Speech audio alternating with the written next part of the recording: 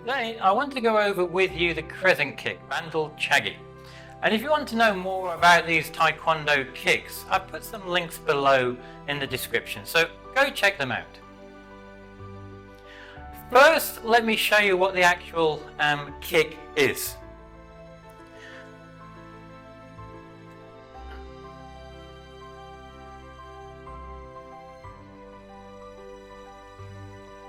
So the Crescent Kick. What is a Crescent Kick? Well, the Crescent Kick is mainly used to target the high section, the face section of someone or something. You can utilize a kick to attack, or you can also use a kick as to push away or stop something coming towards you as well. At the same time, it's mainly used within the head area, the high section. You can always use a Crescent Kick also in the midsection as well if you're trying to push something away from yourself. Now, when you're learning the actual kick, all the basics of how you do the kicks come into play, in the sense of you need to make sure that the part of the foot that you're using is the correct part. So with the Crescent Kick, you're using the actual instep of the foot, the flat part of the foot. That part here, the instep, is the part that you're using when you're hitting with your actual foot. The leg that you're standing on, same again, is just then slightly bent when you're doing the actual kick itself. Yet at the same time, like when you're doing the front snap kick, the ankle just slightly comes off the floor. Same with the Crescent Kick. When you're coming up and through, the ankle just comes up slightly off the actual floor itself, and you can turn and pivot on the ball of the foot. And as I said, making sure the knee is bent, it's not locked out. Your body, the top of the body itself, is straight, it's upright. Your balance, you need to make sure your balance is correct as well, that you're not moving all over the place. You're looking also in the direction that you're doing the kick, and your hands, very importantly with your hands are not all over the place. They're close to you, they're centralized to your body to help with your balance, help protect yourself as well. So always bear all those things in mind at the same time when you're trying to do the kick. So how do we actually then do the actual Crescent Kick? The Crescent Kick, there are slightly variations to the actual kick itself. With a Crescent Kick, you can come straight up the middle and kick out to the target, to hit the target or knock something away. So it comes up and out. You can also use a Crescent Kick from the outside to the in, where it's coming off the back leg and it's coming around and over and through. That's from the outside to the in.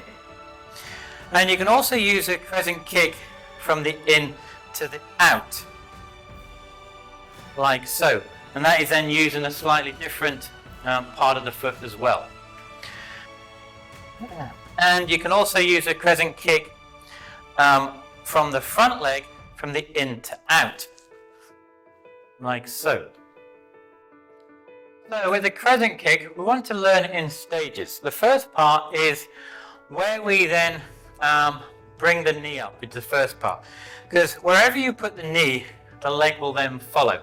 So at the very beginning, we're bringing the knee straight up to the center, because the first part of the Crescent Kick, we're coming up and we're going to go through. We're just coming straight up.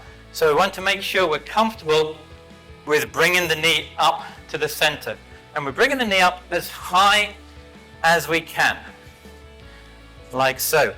And you'll feel also at the same time on the standing leg, you want to just push off a little bit off on the standing leg so the ankle is off the floor. And you want to, what you'll see later on when we're bringing the kick through, you'll be slightly pivoting on the ball of the foot, because what you don't want to do is have the foot planted flat on the floor and lock out, because when the Crescent Kick comes through, you want to be able to pivot on the actual knee itself. So, as I said, the first part is bringing that knee up to the center. So you want to do that quite a few times to get comfortable with bringing the knee up and pivoting slightly on the ball of the foot and bringing it and raising it off the ankle itself. The next part is when we're extending the actual leg itself. So we've brought the knee up, we then extend the actual leg and just kick it up. Now at the same time we're doing that, we're concentrating on our balance, making sure our balance is correct. Our hands are close in, helping the balance, protecting ourselves, and we're looking in the direction that we're actually kicking, like so. Now, from there then, once you've done that, the next part is the actual foot itself, because it's a foot which then changes the actual kick, and it's the flat of the foot, the instep as we said, which is the part of the foot that we're going to be utilizing and using, because it comes up, and as it comes up it comes through, and we're attacking the target with that instep, the ball of the foot that then goes through the actual target. So what we want to do next is we bring the knee up, extend the foot, and we angle then the actual foot itself. So from here it just comes up, like so. All we're doing, we're bringing the knee up and angling the foot itself. So from here my knee comes up. As it comes up, I'm angling my actual foot itself. It's not straight like the front cat kick, it's angled, okay? So you've turned your foot from straight to the side, where the flat of the foot, the instep, is the actual target, like so. So from here, knee comes up, extends. As it's extending, my foot is angled and turning inwards. So from here, straight up, straight up. So you want to practice that to start with, to get comfortable with the mechanics of the actual kick. Now, the next part is when we pull it through the actual target. So we're twisting our body. We've extended the knee, the leg, the actual target. So if my target is here, I am extending my leg and my foot comes to here, then I will go through the target like so. So it comes to the side of the target and then goes through the actual target itself. And we do that by twisting our hips and also the foot that you're standing on. If you don't twist the foot that you're standing on, the knee gets locked out. So you want to also just slightly twist the foot that you're standing on as well. So we go up, extend, just to the outside of the target, and then we bring it through, like so.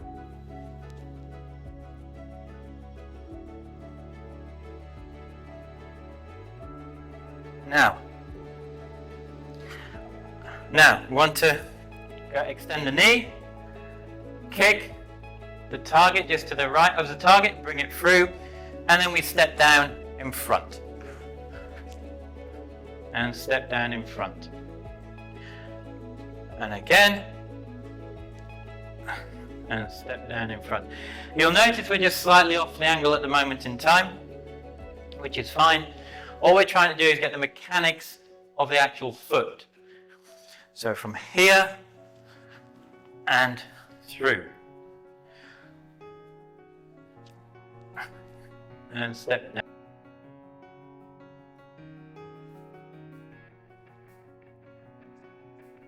So, we did the crescent kick off the back leg, where we're bringing it up, through and round.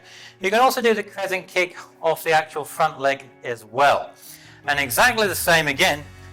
To practice it, all you're doing, to start with, lifting the knee up off the front leg. Making sure you've got the height. And then from there then, you're then just extending it like so. So from here, we're up and quickly push through the target and down. That's like a very quick front snap crescent kick, where it's quickly to the target. Depends on the actual distance. The crescent kick from the back is when you're going for more power, strength, and distance, trying to get distance to that person. So with the crescent kick, you can kick it from the front if it's at a shorter distance for quickness and speed. If you also want to knock something out of the way, you can use it to attack that person, Or if there's something there that you want to knock out of the way, you can use a crescent kick to knock it out of the way at the high section or middle section. Not generally used, but in the lower section, more the high, but also in the middle. And you've also got the crescent kick off the back leg, which is much more stronger and powerful to help really knock that attacker. Or if you're sparring, much stronger. You can do it, yes, to the face section. You can also do it to the midsection as well, coming across to knock whatever it is out of the way there, or to stop it. You can use it just to deflect and to stop and parry that, whatever it is, away from yourself. So there are two variations of the crescent kick. You've got the back leg and you've also got the front leg. Also with the crescent kick, you can do the crescent kick where you're coming from the outside to the in. What we just learned is a crescent kick coming up the center. Up the center, close, straight, and away. You've got the crescent kick from the outside, where it's coming from the outside all the way across. And with that crescent kick, all you're doing is bringing it up and round. So it's coming, the knee is coming up like before, the knee comes up. Same here, the knee comes up, but it's coming up at an angle, like a 45-degree angle to the side. And then from there, then you're extending it and bringing it through. So it's going from the outside to the inside. And this is to help get more momentum and power through the actual target itself. Like so. So it comes up, up, round, and down.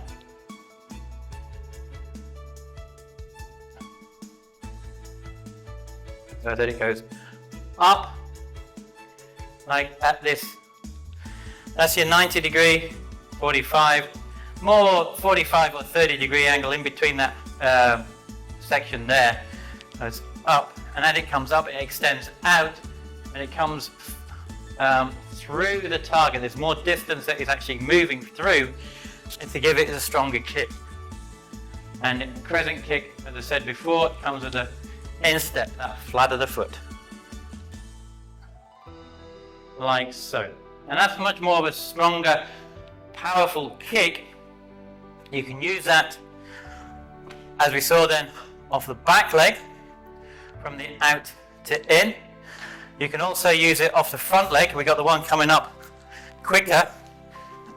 You can also use it as well, slightly more further afield. So from here, if you want something very short, fast and quick, it's straight up the middle. Like so. If you want it off the front leg, you can angle it slightly to give it a bit more power, as well, coming slightly across and through. So that's another variation of the actual crescent kick itself. Now, you've also got, as I said, we've got the out to in. You've also got the in to the out. This is where then the crescent kick is coming on the opposite way. It's coming in to the out. In, out. Now, with this crescent kick, we're not using the flat of the foot. The flat of the foot is facing inwards. So from here, we're more kind of using the blade of the actual foot to knock that person, hit that person, or knock that item out of the way. So same again, we're not coming straight up the middle, we're coming at an angle off the center. So from here it comes up like before. So that's our 90-degree angle, more like a 30-degree angle. 45 is a little bit too far. 30-degree angle coming up, and from here we extend and come back through. Like so, it's coming through and round, like in a big crescent circle. And same again, it snaps at the end here, goes through and round and back down. And with this one, it comes up, round, and it finishes back where we actually started, like so. Now, the other thing we need to do is we now need to add in the actual Ki Hap itself, because it's a Ki Hap that gives us all that extra strength and power when we're doing the actual kick itself. So when you're learning the actual kick, learn the technique to start with. Once you've got the technique down, then add in the Ki Hap at the same time. So you're just doing it in stages. So from here, we're ready, and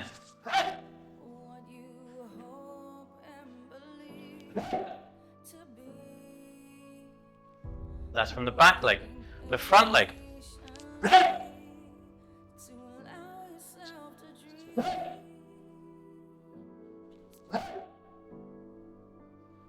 Or you've also got, remember, from the back leg coming around the side.